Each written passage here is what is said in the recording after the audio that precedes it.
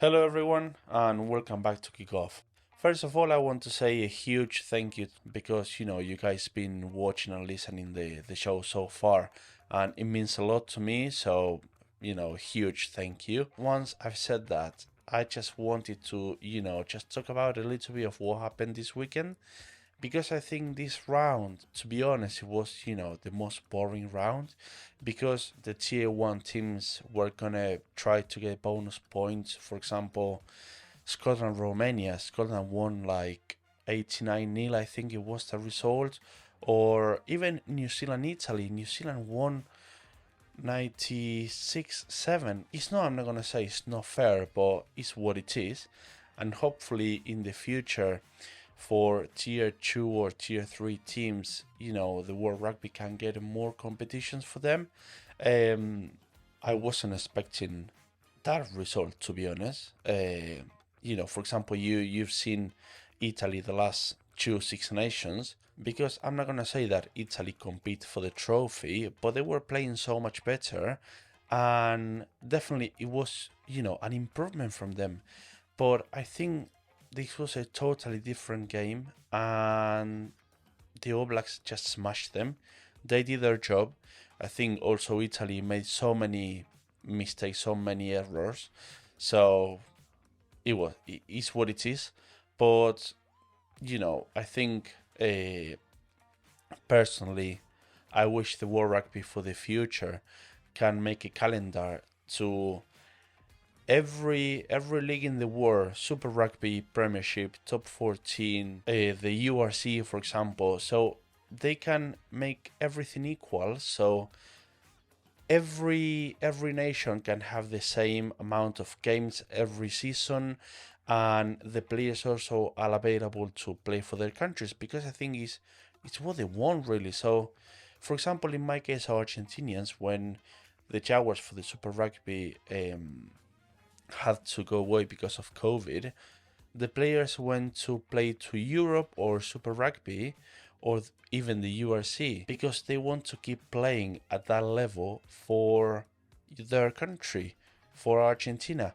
So I think that would be something really helpful, that the World Rugby, can mix the calendar and make it even to everyone. It will be difficult, yes, it will be. I'm not gonna say no. It's not easy to do, but I think they can do it. The best game that we watched this weekend was the South Africa Tonga on Sunday night, and I think from the Springbok side, it was really good to watch Hunter Pollard to play as a fly half for them again.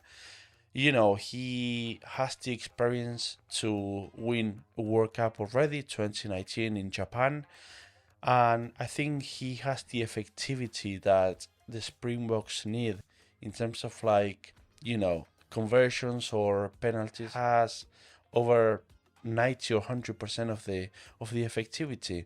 That's what they needed, because Money Lebok, he's a huge and big player, but for a World Cup, that's top level.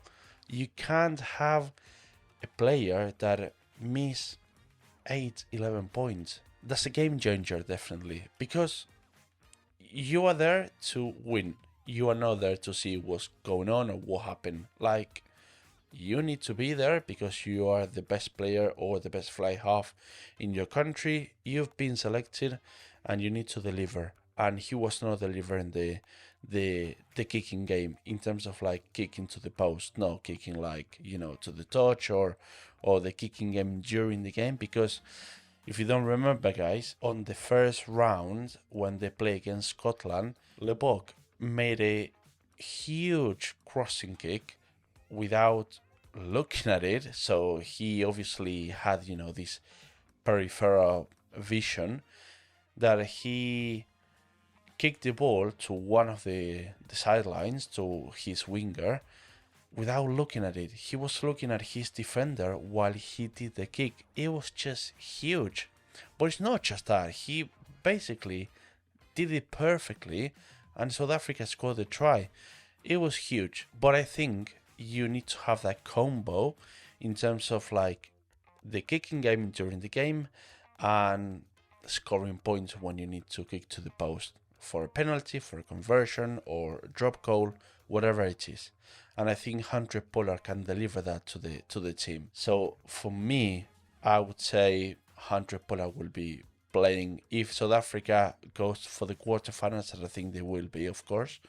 Handré Pollard will be the fly halves that they start the game, and maybe Lebok, on the bench to play maybe the last 20-25 minutes or maybe half an hour. But I think if South Africa wants to try to win the fourth World Cup, they can't have a fly half that can't kick to the post and don't make that conversions and don't score points through the boot. Going to the Tonga side, I think Tonga make a huge game, because I would say the first 20-25 minutes, Tonga dominated the game. Tonga has world-class players, and I've got here on my phone because I don't want to forget a few of the names of the players. So, for example, they have Charles Piutau, that he played for Bristol, and he plays as fullback, and I think he's just magic. He's really, really good to watch him play, anywhere. For Tonga or for Bristol, in any competition, I think it's one of the players that you're really looking forward to watch. Malakai Fekitoa, center, he also played for the All Blacks a few years back, Highlanders in the Super Rugby. And I think nowadays he's playing for Munster in Ireland, if I'm not wrong. Ben Tamaifuna, he plays for the Chief, also the captain for Tonga, and one of the best props in the world, I would say. Vaya Fifita, I think also that played for the All Blacks as well. He played for the All Blacks. So Tonga having, huge names that they could make a good game against South Africa. I think what the problem is for Tonga, what I saw, or on the game on Sunday, it's what happened to Fiji a few years back. They have this, inconsistency in terms of being organized, and once you start to get tired, it's just disorganization everywhere.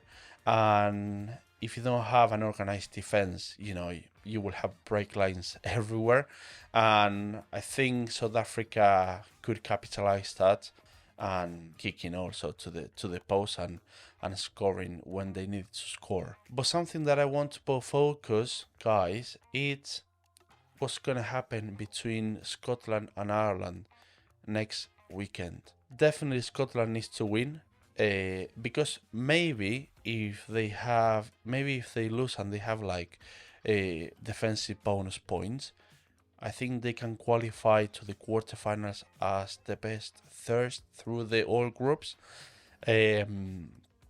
But definitely they need to try to win also, if they are gonna try to pass the quarterfinals and qualify to the semis, if they can do that. But I think Scotland has a lot of work to do. Definitely Ireland, demonstrated how we spoke before, that they could be easily the world champions and they can compete for the trophy. But again, there is this rivalry between Scotland and Ireland, through, we are talking years ago, that you don't know what's going to happen, because they play against each other, every year on the Six Nations. And nowadays Ireland, it's the first team in the World Rugby ranking. But again, it's a game that Scotland has the players just break that defense and start to score tries or even drops and penalties. And I think Finn Russell, their number 10, have all the skills to make Scotland play really well. But definitely I think it's a game where Scotland has to go back to the bases and make everything right, every play right, because if you don't have that concentration to play every ball and every minute to your 100%, that's where mistakes start to come. But going through the Ireland side, definitely they need to do what they've been doing until now. They need to be very aggressive with the forwards, with their defense, because I think it's where they start to become really strong through their defense and getting the ball back, because it's what you really want from a team when you don't have the ball.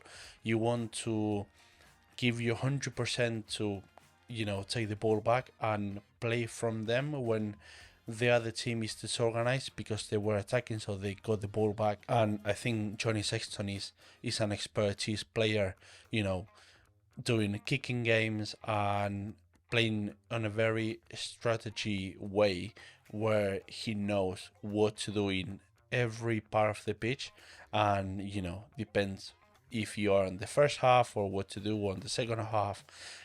But yeah, definitely I would say the Ireland defense is where their win starts.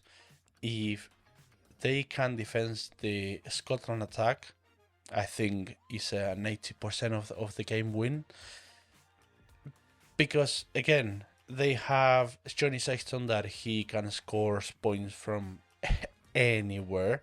And also their line in all works really well. And I think Ringrose or even Low, they have huge players and world-class players that they can score in any position and they can appear in any part of the pitch, not just on their sides where they're supposed to be. So I think that will be the most interesting game. And in my case, from Argentina, we have, I would say, it's the last round for the groups. But for Argentina, I would say it's the last 16, because it's against Japan, and the team who wins will qualify to the quarterfinals. And I think from the Argentinians' perspective, we need to improve in terms of adapt to what's going on during the game. For example, I've seen the game plan for Argentina is play.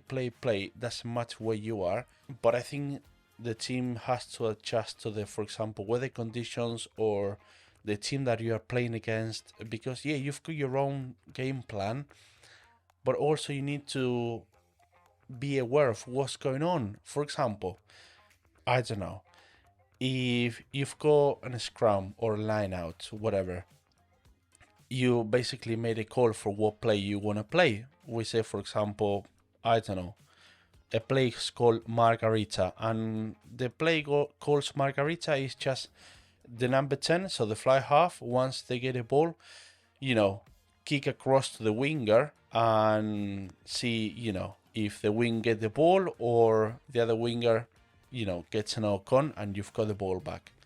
But when the defense lines went to defend you and the center slipped and you've got a huge gap in the center, rather than kick the ball, you can play that and pass it to your center and make a break line through the middle of the pitch.